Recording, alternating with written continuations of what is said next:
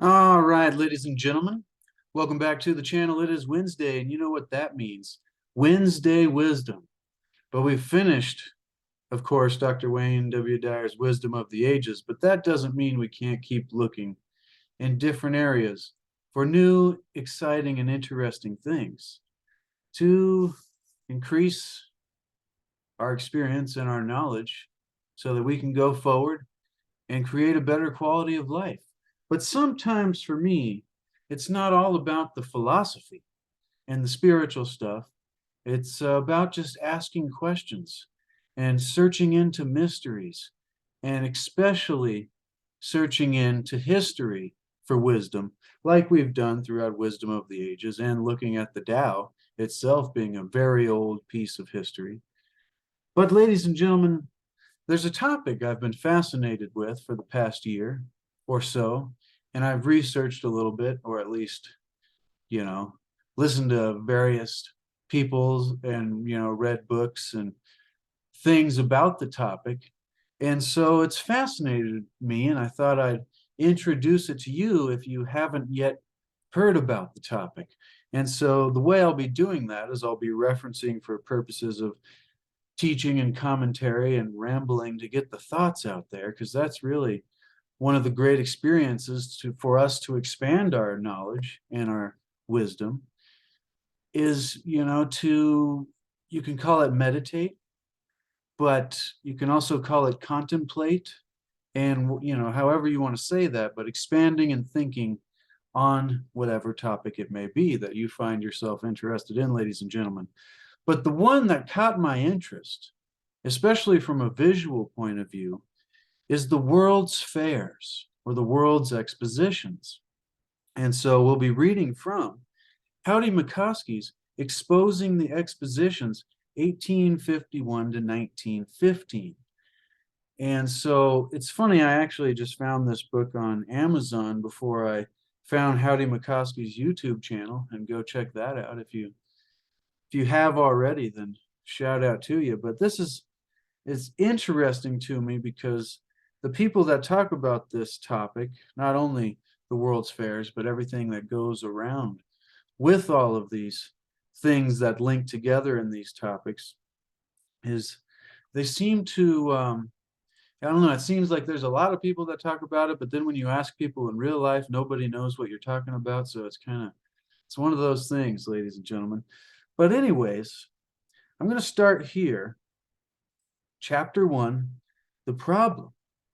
And so he says this, quote, "What the, that's insane," he muttered to himself as he looked at a series of images on his computer screen. One of those images is directly above this text, a photo labeled Court of Honor. And I just did a short video before this one that takes a quick look at that picture as a test. And I'm telling you, this is a very visual subject. And so, but I'll continue on. You would think one might be looking at a recreation of ancient Rome, or at least a photo of some Central European city like Vienna or Budapest around 100 years ago. And to me, it even looks like Atlantis or something like that. Like it blows my mind looking at not just the Chicago World's Fair, but all of so many and so many beautiful, beautiful buildings. But he continues by saying the time period is correct, but not the location. No, we are looking at a photograph of 1893 Chicago World's Fair, held just 20 years after the city was burned down by the Great Fire of 1871.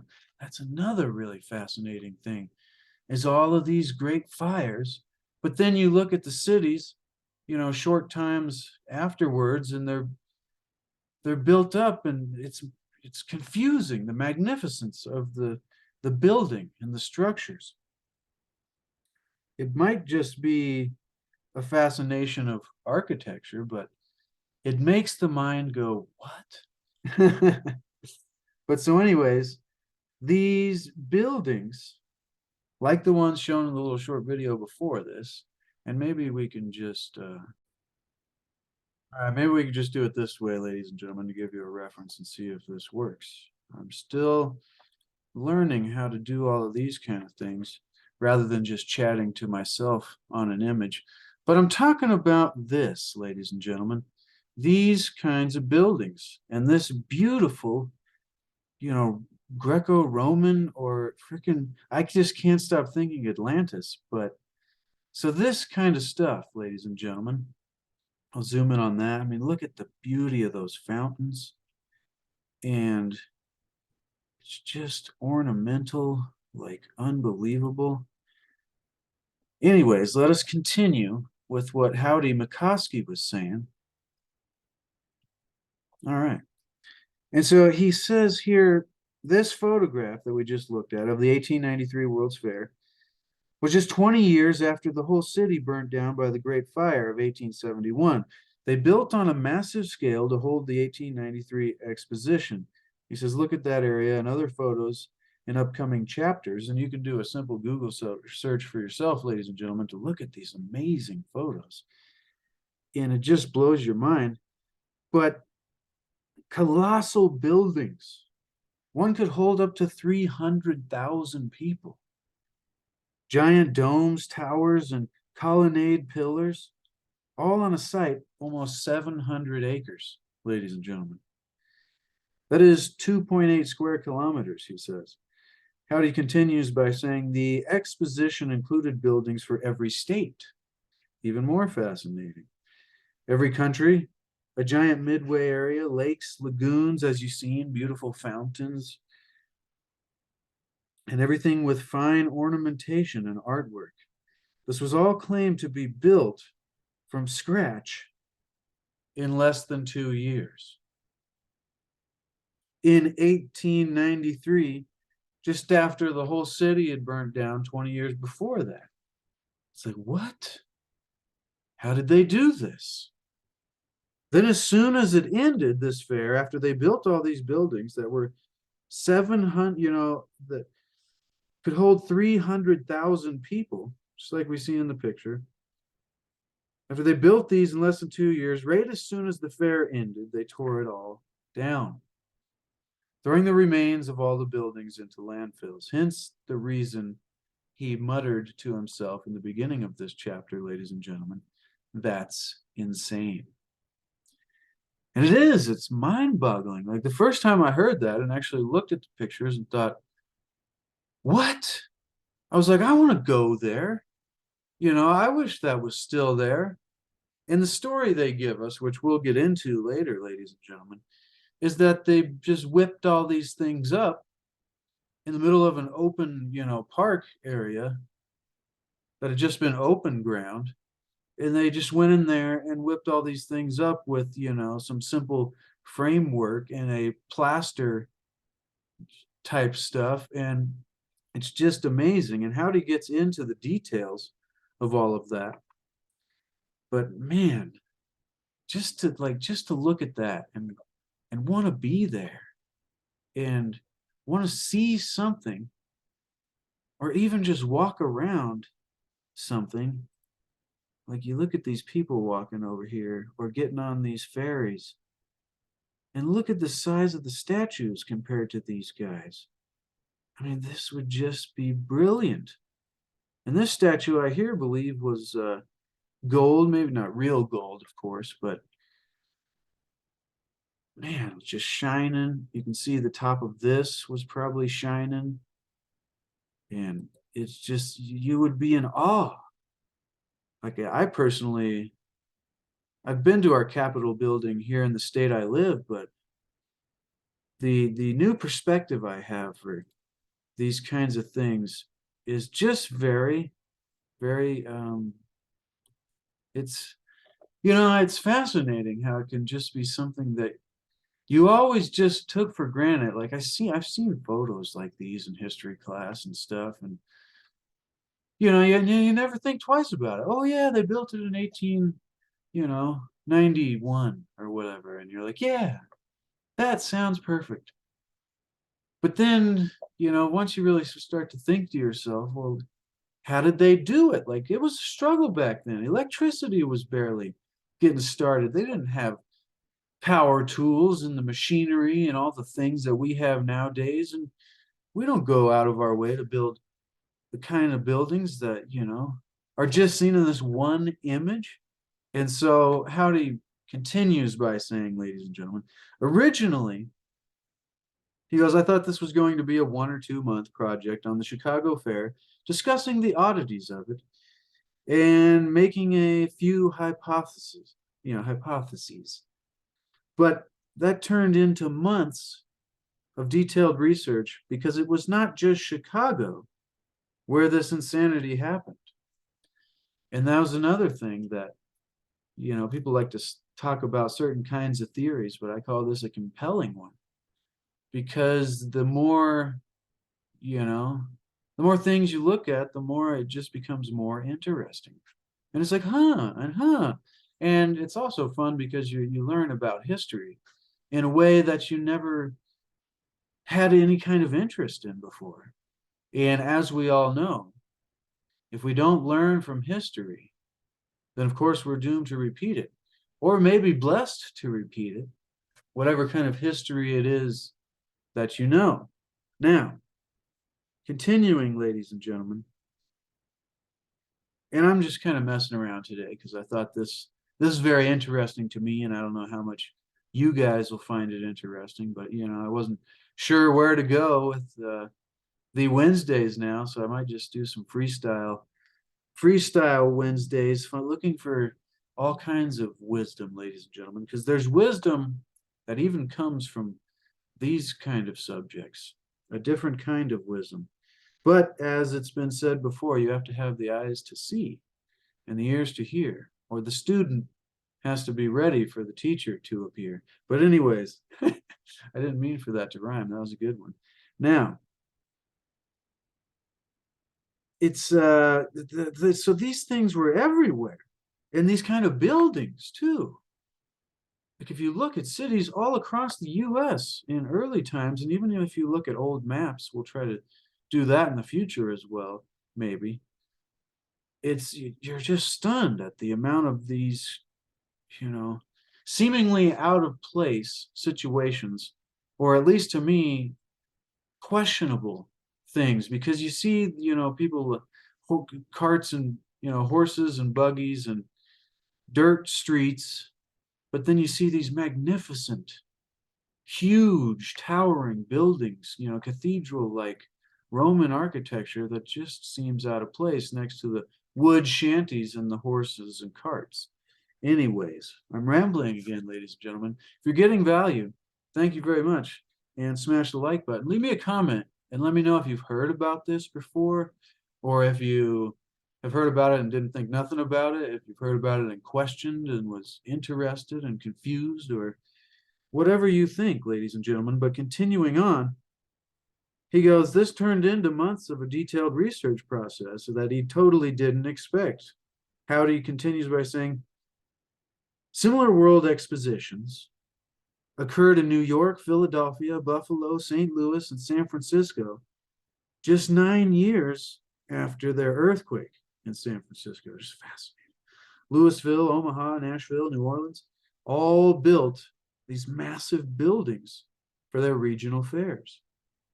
And then there was, of course, fairs in Paris and London and Barcelona, Melbourne, Lima, Copenhagen, Brussels, Cambodia, just about everywhere in the world, ladies and gentlemen.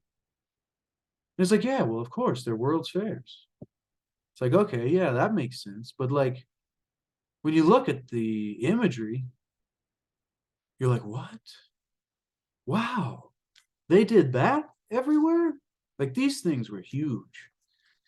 I always think, like, I wish they still did them, even if the buildings were just, what they say, whipped up real quick in a couple, years or whatever, less time, in order to, make it look like these were all real buildings, and then they just hosted the fair and they took them all down. Even if that's the case,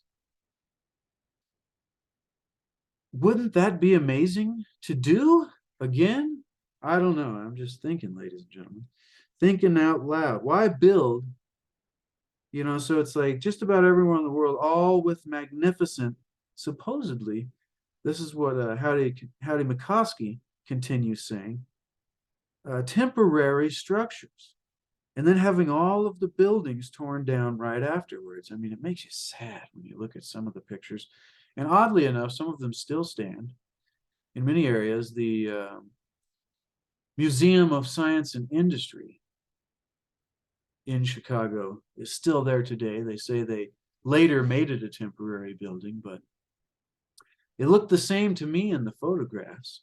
Anyways, but also another subject is, we'll save that for later. Just to finish up what we're saying here, ladies and gentlemen, to make a fascinating theory, is why build such magnificent structures only to destroy them? And he says, so I began looking into it, and a lot of things just do not add up, including the time frames considered for building these structures, even to the history of the exposition cities themselves. And that's when it begins to get really fascinating, ladies and gentlemen, when you begin to look at, everything that's going on in history around these expositions, whether it was, economic turmoil or, political turmoil, natural disasters, just a lack of technology in general, or, so we're told. It's just confusing. And so, including the time frames considered for building these structures, even to the histories of the cities themselves, just about everything in the history of the world. This is when it gets fun, ladies and gentlemen. This is when, you start to go, what? People would think you're crazy if you told them that the history of the world between 1800 and 1920, and I would say between 1600 and now, seems incredibly strange once you begin to examine it, especially the 17 and 1800s. It's super strange, super strange. At the center point of the strangeness, Howdie Mickoski continues saying, appears to be these world fairs, acting like a lighthouse, saying, look here. So I'll finish up with this last little chapter here, and then we'll continue in the future if you guys enjoyed this. And if you are enjoying this, leave me a comment and let me know what you think. And I'll see if we can figure out the ability to share more images in the future. Still figuring that out. But anyways, world expositions or world fairs in the U.S. Okay, so the fairs were in the U.S., the expositions were in the rest of the world. They started in 1851 in London, and were supposed to have become a focus for nations to show off their newfound industrial and scientific progress being made. This is Howdie Mickoski saying all this, while also presenting cultural concepts to reveal social Darwinism. See, that's a deep one for those of you who may not have ever heard a sentence including things such as cultural concepts to reveal social Darwinism.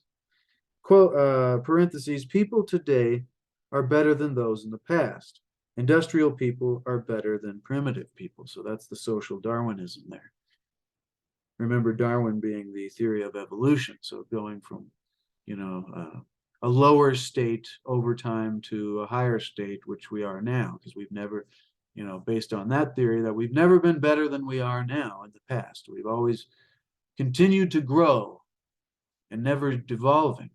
But anyways, if you've ever believed in Atlantis, which I love to believe in Atlantis, ladies and gentlemen,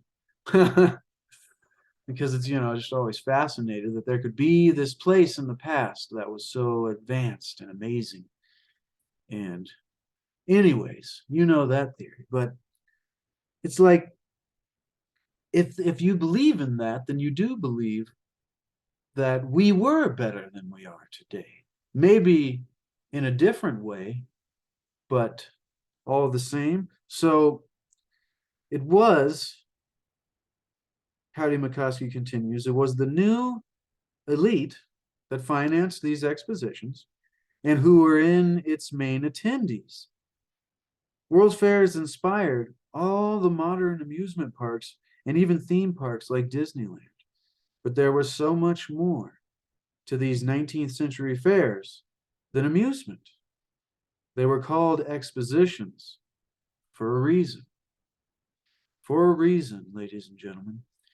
And that's really just the tip of the iceberg, because this subject, once you begin to think about it, there's a million different ways it could go. And I will put this book in the link in the description below, ladies and gentlemen, Exposing the Expositions by Howdie Mickoski. It's one you should get for yourself to put on your shelf, just as a fun, interesting mind experiment to think about things in a new way, in a way that we may have not done before. And just to look at the beauty and the strangeness of history. All right, ladies and gentlemen, that wasn't really what I expected, but it just kind of came out of nowhere. And so I hope you got value. And if you did, please let me know in the comments. This is one I'm not sure if I'm going to continue to do a bunch of these or not. We'll see how this does. But if you like it, then great. And thank you for being here, ladies and gentlemen. I love and appreciate all of you that spend time here with me and Dr. Wayne Dyer on Tuesdays and in the Wisdom of the Ages series in the past, which will be in a playlist on this channel. So if you haven't seen all of the playlists, then go there and start from the beginning, ladies and gentlemen, because it was a good one. And now our new author that's joined us here, Howdie Mickoski. You can also check out his YouTube channel, and you can also find Wayne Dyer and all his wonderful speeches on YouTube as well. So continue, ladies and gentlemen, to seek out that wisdom. But also, as we always say, continue to seek to achieve and maintain happiness through enlightenment, through a greater awareness of the world that we live in, and maybe even the history of the world that we live in. And remember that happiness is the way. It's something that we have to work to bring to life so that the whole journey will be wonderful. All right. Thank you. Love you, ladies and gentlemen. And we'll be back next week with more Tuesday Tao, and maybe even in between now and then with some more interesting things to talk about.